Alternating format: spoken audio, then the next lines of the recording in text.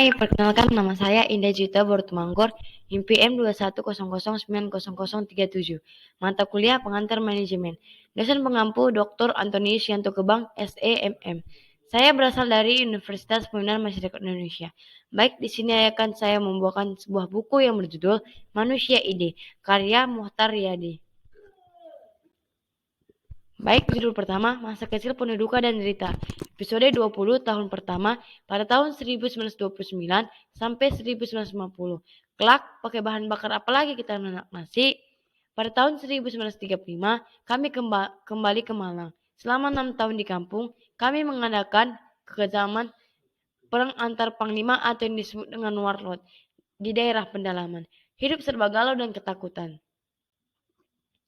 Pada suatu hari, nenek membawa saya ke kampung halaman saya, ke kelentang atau vihara. Di sana, suasana sangat tenang dan hening, dengan panorama indah dan menawan. Saya ingat betul bahwa beliau dengan serius berkata, "Cucuku, kampung ini memang sangat indah. Tapi lihatlah penduduk di sini tetap miskin, karena mereka tidak ada yang memiliki ilmu pengetahuan dan keterampilan. Karena itu, kau harus pergi ke luar negeri, belajar dengan rajin dan tekun. Pergilah untuk kembali dengan mengimbangkan ilmu dan keterampilanmu, membangun dan memakmurkan kampung halamanmu ini."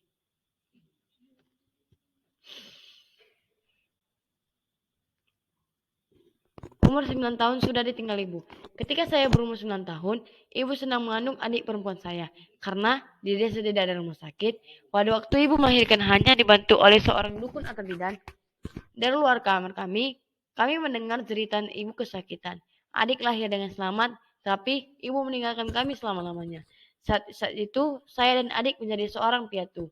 Selanjutnya, ayah mengembang double status sebagai ayah yang tegas dan juga menangkap tugas sebagai ibu yang luas.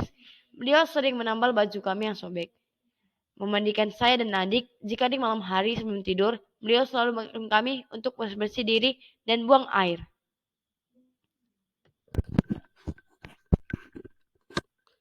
Kuliah di National Center University Nanjing. Pada tahun 1945, pemerintah fasisme Jepang bertukuk lutut dan menyerahkan kepada tentara sekutu. Pada tahun 17 Agustus 1945, Indonesia memproklamasikan kemerdekaan. Perang Revolusi Kemerdekaan meletus di Surabaya menghadapi tentara Inggris. Kemudian tentara Inggris menyerahkan kota di Surabaya kepada tentara kolonial Belanda yang terus menyerang masuk ke kota Malang. Pemerintahan kolonial Belanda dengan politik divide impere berusaha memecah belah kekuatan perjuangan kemerdekaan Indonesia dengan membentuk Republik Indonesia Timur. Saya mendengar ada seorang bernama Gyo Sio Jan memimpin para pelajar Tiongkok di Jawa Timur, mengadakan demonstrasi di jalan-jalan menentang rencana saat itu. Saya langsung mendukung dan ikut langsung aktif bergabung dalam kegiatan tersebut. Pada bab kedua, masa bersama pemerintah membangun ekonomi, episode 20 tahun kedua pada tahun 1951 sampai 1970, menjelajah Pulau Jawa. Tahun 1950, saya kembali ke Indonesia. Ketika Indonesia telah berhasil mengusir tentara Jepang dan Belanda dan telah mencapai kemerdekaan setelah dijajah Jepang selama 3,5 tahun, selanjutnya Indonesia selama 5 tahun mengadakan perjuangan kemerdekaan. Kurun waktu 8,5 tahun, perang kemerdekaan tersebut mengakibatkan kondisi Indonesia semakin ambruk, pemerintah semakin miskin, dan rakyat semakin melarat. Ketika saya mendapatkan ide untuk menjajaki seluruh Pulau Jawa, guna mengetahui cara dan pola kehidupan penduduk setempat dan apa yang mereka butuhkan, dengan penuh keyakinan dan bekal seadanya, saya mulai mengadakan penelitian dan penjajakan. Perjodohanku. Istri idaman saya adalah seorang gadis bernama Lilime. Tapi ayah saya menjodohkan saya dengan gadis pilihan lain. Anaknya teman ayah saya bernama Tan. Ayah tidak menyetujui gadis pilihan saya karena kami berasal dari marga yang sama, yaitu Margali. Saya tidak sampai hati membuat ayah kecewa. Saya terus bersabar dan tidak pernah menyinggung masalah pernikahan saya. Begitu tiba di kota Jember, saya langsung ke rumah dan menghadap Ibunda Lime. Memperkenalkan diri, belum berani menyinggung masalah lamaran. Begitu masuk dan menyaksikan kegiatan toko beliau yang lebar dan panjang, saya langsung merasa janggal dan kaget. Alasannya, karena kondisi toko yang sangat besar, tapi hanya sebagian kecil sekitar 15 kali 7 meter yang terpakai. Bermimpi menjadi bankir. Jika berangkat sekolah, saya pasti melewati gedung megah ala Eropa. Tampak banyak orang sibuk bekerja, tapi tak tampak barang dagangan. Karena merasa heran, suatu hari saya bertanya kepada kepala sekolah saya, Pak Long, di dalam di dalam toko megah itu apa yang mereka perjualbelikan, Pak? Setelah itu, beliau menjelaskan bahwa gedung itu adalah bank milik orang Belanda. Kegiatan bank adalah orang Belanda yang menampung titipan dari barang masyarakat sebagai deposito. Kemudian, dana tersebut dipinjamkan kepada orang yang membutuhkan untuk modal kerja atau keperluan lainnya dengan membayar bunga yang lebih tinggi daripada bunga deposito. Kisah Bank Buana. Berkat semangat kerja yang tulus dan tekun, kurang dari 2 tahun, Bank Buana telah mencapai bank terkemuka dan terbesar di antara bank swasta milik etnis. Cabang-cabang Bank Buana terbesar di sebuah kota seperti Bandung, Semarang, Surabaya, Makassar, Malang, Solo, Yogyakarta, Palembang, Lampung, Pekanbaru, Jambi, Medan, dan Manado. Pada tahun 1966, Jenderal Soeharto menerima saran dan gagasan reformasi luar negeri. Beliau mengadakan reformasi dan kebijakan ekonomi pasar lebar. Nilai tukar rupiah meningkat dan harga barang pun turun, sehingga ekonomi mulai stabil. Fenomena ini menyebabkan banyak bank menjadi kredit macet. Bank kehilangan kepercayaan sehingga terjadi di mana-mana. Pesan dan ajaran ayah. Bulan Agustus kondisi kesehatan ayah melemah, selalu mual dan tak nafsu makan. Semula dokter juga menduga sakit mah, tapi setelah makan obat, kondisi ayah tak berubah. Lalu berturut-turut ayah ditangani oleh 3 dokter terkenal. Kondisi ayah tetap tidak membaik, bahkan bertambah parah. Akhirnya kami membawa ayah ke Surabaya. Setelah diperiksa oleh dokter spesialis, menurut ronsen sinar X, baru ketahui bahwa pada saluran pencernaan ayah terdapat kanker stadium 3. Menghadapi kemalangan ini, langkah pertama saya yang ambil adalah segera menyelesaikan semua utang usaha kecil. Tersisa 3 kreditur yang besar yang belum mampu saya lunasi. Tapi dengan baik dan tulus, saya datangi mereka satu persatu.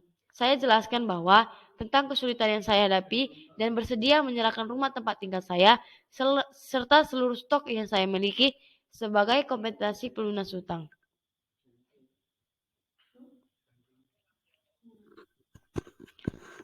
Pada bab ketiga, masa pengembangan usaha dalam era globalisasi ekonomi, episode 20 tahun ketiga pada tahun 1971 sampai 1990.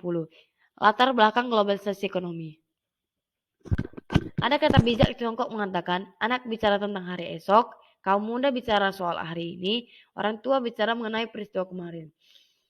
Pada masa kanak-kanak, saya sering berpikir, mengapa sekelompok kecil orang kulit putih, khususnya orang Inggris, pada waktu itu mampu menaklukkan daerah Tiongkok yang berpendudukan lebih dari 400 juta dan mampu menduduki kota-kota penting seperti Shanghai, Wuhan, Tianjin, Dalian, Hong Kong, dan Xiamen. Bagaimana pula orang Inggris dengan kekuatan dan tentara yang terbatas mampu menjelajahi benua Afrika, Amerika Selatan, Amerika Utara, Selandia Baru, Australia, Singapura, Malaysia, India, Pakistan, Afghanistan, dan Iran yang jangkauannya hampir mengelilingi satu putaran bumi. Kesempatan dalam ketertinggalan. Sebenarnya ide mempercepat pelayanan transport dan itu sudah kami praktikkan dengan cara pada setiap kantor usaha BCA dibentuk satu unit kerja ekspedisi. Tugasnya setiap hari mengantarkan data perintah pembayaran pengiriman uang dari satu cabang ke cabang lain. Data perintah pembayaran disimpan dalam tas besi dengan kunci dan disegel yang rapi untuk menjamin keamanan dan data perintah tersebut. Lalu setelah dicocokkan dengan kode rahasia pada setiap pembayaran yang berada dalam daftar, saya segera mengeluarkan produk baru, yaitu fasilitas perkreditan account payable yang didesain khusus. Ini adalah fasilitas kredit bagi pengusaha hilir bisa membeli barang dengan membayar kontan. Untuk mendapatkan harga yang lebih murah dan menghasilkan laba yang lebih besar, Bank BCA otomatis menjadi bank keliling bagi para pengusaha tersebut. Berdasarkan 3 program kerja yaitu program pelayanan transfer, program dana utang, dan program piutang. Gerakan tabungan nasional. Mengenai gerakan Tabanas ini, sekalipun sudah melakukan perbaikan jumlah tabungan, tetap saja tidak banyak meningkat. Betapa pentingnya gerakan Tabanas tersebut bagi pembangunan bangsa dan mencintai tanah air dan meningkatkan kesabaran menabung untuk masa depan yang lebih cerah. Cara demikian tidak hanya mengurangi sifat buruk berjudi, tapi bisa juga menjaga keamanan sosial dan mendidik kebiasaan baik untuk menabung untuk masa depan yang sejahtera dan bahagia. Untuk mensukseskan program ini, saya segera membentuk panitia khusus dan melengkapi segala persyaratan untuk mendapatkan izin dari Bank Indonesia. Program ini kami namakan Tabungan Hari Depan. Kami singkat tahapan. Menggunakan dana luar negeri. 10 tahun terakhir, perkembangan ekonomi Indonesia telah mencapai kemajuan pesat, tapi dana yang disimpan dari masyarakat belum cukup untuk mendukung pembangunan nasional. Begitu juga dengan perbankan Indonesia, mengalami kesulitan yang sama, banyak yang belum bisa memenuhi tingkat capital adequacy ratio atau CAR yang ditentukan oleh Bank Indonesia. Tugas utamanya membantu para pengusaha Indonesia mendapatkan fasilitas untuk membuka letter of credit dan mendapatkan financial fund berjangka 6 bulan. Bank di Hong Kong memiliki dana kuat dan suku bunga yang lebih ringan daripada Bank Indonesia. Hasil kegiatan Center Asia Capital Corp di Hong Kong sangat kuat dan efektif, bisa langsung membantu BCA memperkuat kapital. Memanfaatkan kekuatan orang mengajukan diri sendiri. Awal tahun 1977, kami mencoba mengambil alih National Bank of Georgia, lalu membeli sebagian saham Union Planters Bank. Pada tahun 1984, kami mengakuisisi Wharton Bank, dan berikutnya pada tahun 1985, BCA membuka cabang di New York. Serentetan kegiatan ini membuktikan bahwa BCA telah mempunyai kemampuan go internasional. Ketika itu, BCA salah satunya bank global atau multinasional di Indonesia.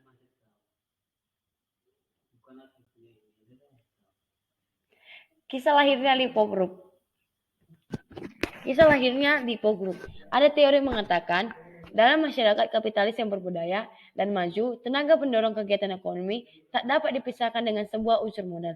Adapun modal kerja sebuah bank berasal dari bank dana pasar. Sebaliknya, sebagian dana pasar modal dihimpun dari dana bank.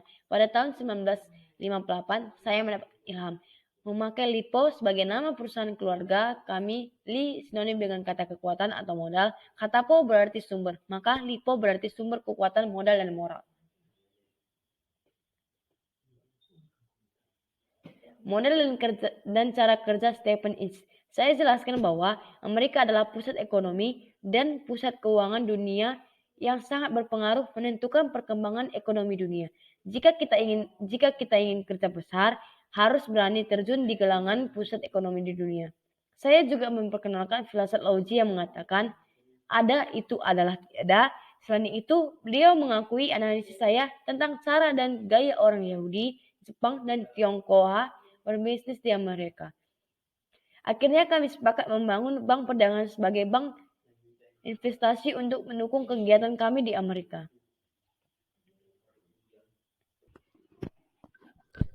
Dari era Samudra Atlantik sampai era Samudra Pasifik, episode 20 tahun keempat pada tahun 1991 sampai 2010. Mr. Jinping tak melupakan sahabat lama. Suatu hari, ketika saya menjumpai sekretaris dewan dan gubernur provinsi Fujian, Mr. Chen Guangji dan Mr. Jia Qin di kota Fuji, Mr. Jinping, pemuda yang sangat ramah, rendah hati, gampang bergaul, tulus dan sederhana. Semula saya mengira beliau juga seperti pemimpin pemerintahan daerah lainnya yang giat dan getol menarik investor. Di luar dugaan, selama 2 jam pembicaraan, beliau tidak sedikit pun menyinggung masalah investasi di daerahnya. Beliau dengan rendah hati dan tulus menanyakan pandangan saya tentang kebijakan reformasi ekonomi Tiongkok serta bagaimana memanfaatkan pasar modal untuk pembangunan infrastruktur daerah.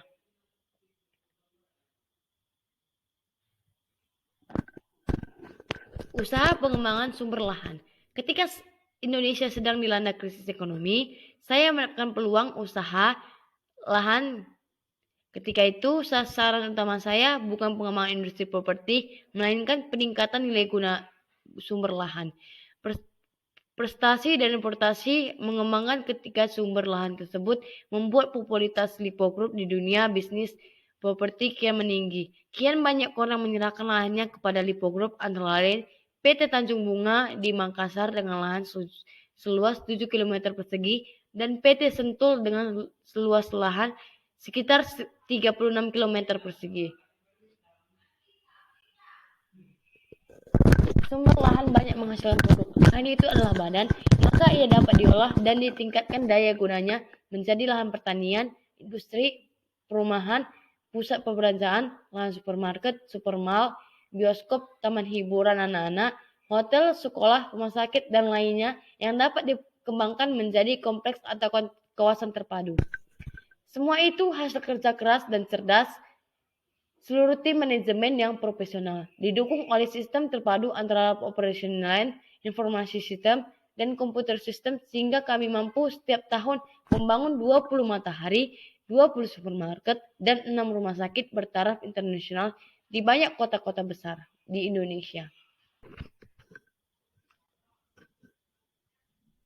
Stephen Riyadi memiliki Singapura sebagai basis usaha. Dari pengalaman krisis keuangan Asia itu, Stephen menyadari bahwa usaha properti di Hong Kong sudah dikuasai 10 pengusaha raksasa setempat sehingga tidak ada lagi peluang bagi pendatang baru.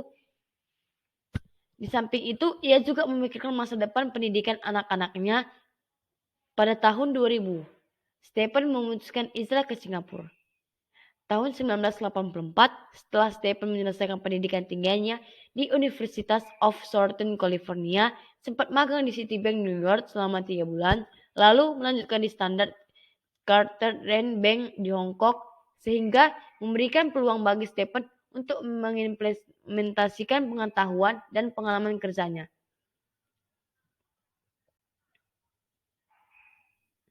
Lime adalah istri, ibu, dan nenek yang teladan. Lime Suryawati Lydia, istri Sinta, adalah pelita sumber moral, etika, dan teladan bagi anak cucu serta kami sekeluarga.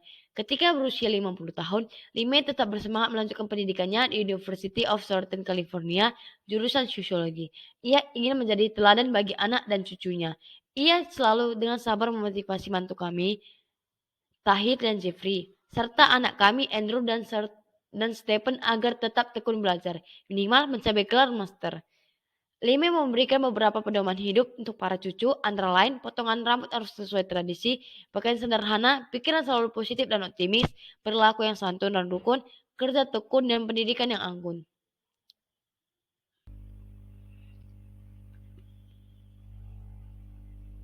Masa tua sebagai panutan bagi anak cucu dan seterusnya.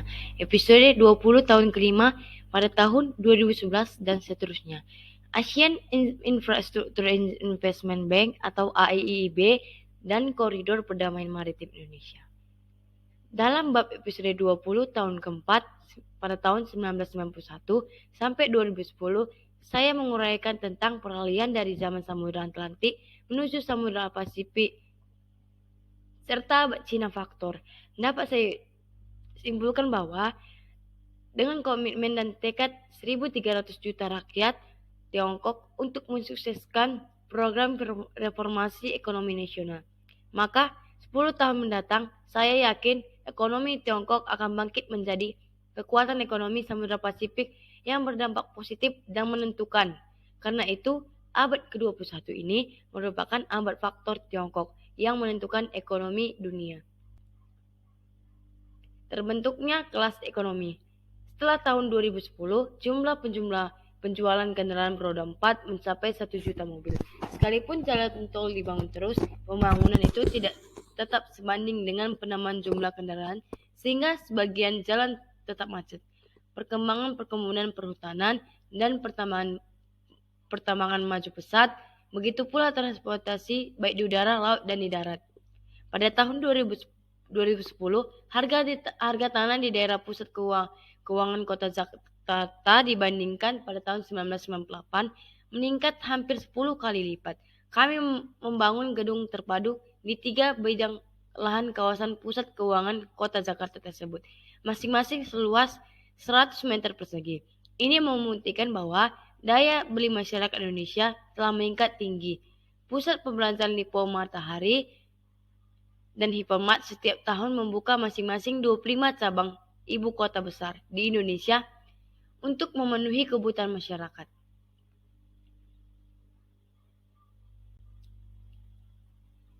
Pesan tahun 2015, lestarikan usaha keluarga. Kejayaan suatu perusahaan pasti punya keunggulan tersendiri yang bisa mendukung kejayaan nusa dan bangsa. Keuangan negara sangat bergantung pada pemasukan pajak. Kian banyaknya perusahaan tumbuh berkembang, kian banyak pula negara mendapat setoran pajak untuk membangun sarana dan prasarana ekonomi demi kejayaan nusa dan kesejahteraan bangsa. Strategi dan sistem kaderisasi ini akan mendapatkan sistem manajemen yang tangguh dan mampu melestarikan perusahaan dalam jangka panjang. Perusahaan di Go Public Amerika Serikat dikendalikan oleh masyarakat memegang saham yang sangat memperhatikan keuntungan jangka panjang. Maka, kelangsungan hidup perusahaan di keluarga Amerika tidak akan bertahan lebih lama dibandingkan perusahaan keluarga di Jepang. Kesimpulannya yang pertama, selama 86 tahun, target dan tujuan hidup saya sekian tinggi. Bahkan lebih tinggi daripada nilai material berupa harta benda. Karena itu, saya harus memiliki dan memimpin bank yang besar dan lebih besar agar kian lebih banyak tenaga kerja yang dapat kami tampung. Kami juga turut membina dan memberikan fasilitas kepada nasabah untuk mencapai keuntungan yang lebih besar, agar negara pun mendapatkan pungutan pajak yang lebih banyak. Kesimpulan kedua, selain itu, sistem kapitalisme menciptakan kesenjangan sosial yang kian mendalam, menimbulkan kontradiksi kepentingan masyarakat yang kian tajam, pertentangan antar kelas dan kelompok kaya dan miskin yang sangat parah. Pada akhirnya, hal itu akan memicu krisis dan instabilisasi sosial ekonomi. Terima kasih telah menonton.